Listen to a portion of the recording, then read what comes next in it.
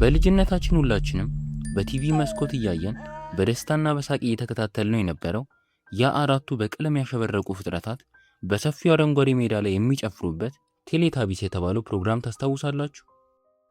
ለመሆኑ ከዚህ ንጹህ የህፃናት ፊልም በስተጀርባ ስላለውና አእምሮን ስለሚያወከው ጨለማ ሚስጥር ምን ያህል ታውቃላችሁ?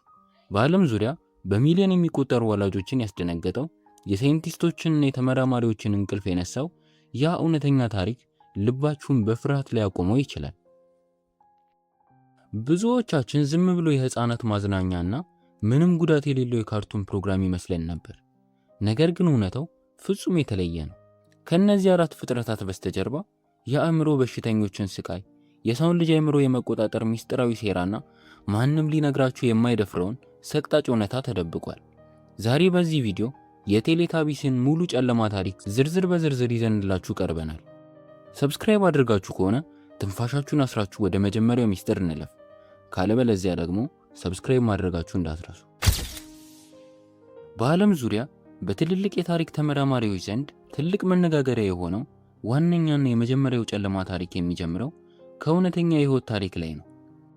ቲዮሪው እንደሚለው የቴሌታቢስ አራቱ ገጸ ባህሪያት የተሰሩት በ1995 ዓ.ም በቡልጋሪያ ውስጥ በነበረ አንድ ጨለማና አሰቃቂ የአእምሮ ህሙማን ማቆያ ውስጥ ይኖሩ በነበሩ አራት ምስኪን ህፃናት ላይ ተመስርቶ ነው። እነዚህ አራት ህፃናት ማንም የማይጠይቃቸው በጨለማ ክፍል ውስጥ የታሰሩና ፍጹም አሰቃቂ ሁኔታ ውስጥ የሚኖሩ ነበሩ።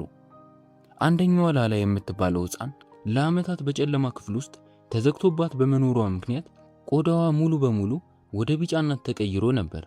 ፈጣሪዎቹ ይህንን ጨካኝ የዓለም እውነታ ደብቀው ህፃናቱን በህይወታቸው ማግኘት ያልቻሉትን ደስታ በምዕናባዊ ዓለም ውስጥ መልሰው ለመፍጠር ሲሉ ነው እነዚህን አራት ፍጥረታት በእነዚህ ህፃናት ስም የሰየሙት ይባላል። ይህ ታሪክ በዩቲዩብ እና በኢንተርኔት ላይ እስካሁን ድረስ ሰዎችን በከፍተኛ ሁኔታ የሚያስደነግጥ ትልቁ ሚስጥር ነው። እስቲ ቪዲዮን ለጥቂት ሰከንዶች አቁማችሁ ይህንን ምስል በደንብ አስተውሉ። እነዚህ አራት ፍጥረታት በራሳቸው ላይ የተለያዩ ቅርጾች ያላቸው አንቴናዎች ተገጥመውላቸዋል። በሆዳቸው ላይ ደግሞ ሁልጊዜ የሚበራ የቴሌቪዥን ስክሪን አላቸው። ለመሆኑ አንድ የህፃናት ማዝናኛ ፍጡር ለምን ሆዱ ላይ ቲቪ እና ራሱ ላይ አንቴና ያስፈልገዋል? በትልልቅ የሳይንስና የስነ ልቦና ተመራማሪዎች መሰረት ቴሌታቢስ ማለት ወደፊት በቴክኖሎጂ አማካኝነት ሊመጣ ያለውንና የሰውን ልጅ አእምሮ ሙሉ በሙሉ ለመቆጣጠር የሚደረገውን ማይንድ ኮንትሮል የሚያሳይ ድብቅ የትንቢት ምልክት ነው ይባላል። እነዚህ ፍጥረታት የራሳቸው የሆነ ነፃ አስተሳሰብ ወይም ስሜት የላቸውም። ከላይ ካለው ሰማይ በአንቴናቸው በሚመጣላቸው ሚስጥራዊ የሬዲዮ ሞገድና ትዕዛዝ ብቻ ነው የሚንቀሳቀሱት። ሆዳቸው ላይ ያለው ስክሪን ደግሞ የሚመጣላቸውን ትዕዛዝ ለዓለም የሚያሳዩበት መቆጣጠሪያ ነው። ይህ ደግሞ ፕሮግራሙ ህፃናትን ገና ከልጅነታቸው ጀምሮ ለወደፊት የቴክኖሎጂ ባርነት አእምሯቸውን ለማዘጋጀት የታቀደ ስውር መልእክት አለው ተብሎ ይታመናል።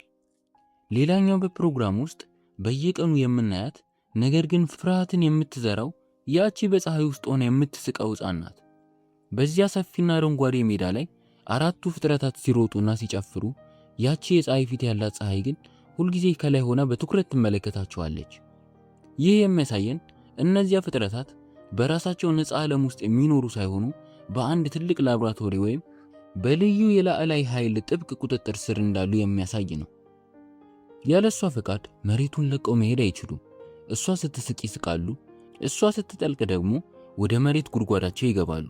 ፍጹም ነፃነት የሌለው በአንድ ገዢ ኃይል ስር የወደቀን አስፈሪ ማህበረሰብ በምሳሌነት የሚያሳይ ጨለማ ሚስጥር አለው። አሁን ደግሞ ወደ መጨረሻውና ማንም ወደማይገምተው እውነተኛ የፊልም ቀረጻ ሚስጥር እንሸጋገራለን። በቲቪ ስክሪን ላይ ስናያቸው ቴሌታቢሶች በጣም ትንንሽና ለስላሳ አሻንጉሊቶች ይመስሉናል። ነገር ግን እውነታው ፍጹም ተቃራኒ ነው። እነዚህ ፍጥረታት በእውነተኛው ዓለም ቁመታቸው ከ3 ሜትር በላይ ወይም ከ10 ጫማ በላይ ረጅም ናቸው። ከዓለም ረጅሙ ሰው ይበልጥ ግዙፍ የሆኑ ፍጥረታት ናቸው። በውስጣቸው ያሉትን አልባሳት ለብሰው የሚቀረጹት ሰዎች በውስጡ ባለው ከፍተኛ ሙቀትና አየር ማጣት ምክንያት በየቀኑ የመታፈንና ራሳቸውን የመሳት አደጋ ይደርስባቸውም ነበር። ፈጣሪዎቹ እነዚህን ግዙፍና አስፈሪ ፍጥረታት በካሜራ አንግል አማካኝነት አሳንሰው በማሳየት የሰውን ልጅ አእምሮ በምስል በማታለል እንዴት በቀላሉ መቆጣጠር እንደሚቻል ያሳዩበት ትልቅ የስነ ልቦና ወጥመድ ነበር። በልጅነታችን ያየነው ያ የዋህና ክፉ የማይመስለው ፕሮግራም ዛሬ በትልልቅ ሰዎች ዓይንና በሳይንቲስቶች ሲመረመር እንዲህ ያለ አስፈሪ የጨለማ ታሪክ አለው። የእናንተስ አስተያየት ምንድን ነው? ቴሌታቢስን ዝም ብሎ የህፃናት ፊልም ነው ወይስ ከጀርባው ሌላ የተደበቀ ሚስጥር አለው? አስተያየታችሁን ኮሜንት ላይ ጻፉልን። ቪዲዮ ከተመቻችሁ ላይክ ማድረጋችሁ እንዳትረሱ። እንደዚህ አይነት በዓለማችን ላይ ያሉ ያልተሰሙ ድብቅና አስገራሚ ታሪኮች ሁልጊዜ ለማግኘት ወርቃማ ወርልድ ቻናላችንን አሁኑኑ ሰብስክራይበር በማድረግ የደውል ምልክቷን ተጫኑ። ስለነበረን ቆይታ ከልብ አመሰግናለሁ። በሚቀጥለው አስገራሚ ቪዲዮ እስከምንገናኝ ድረስ ሰላም።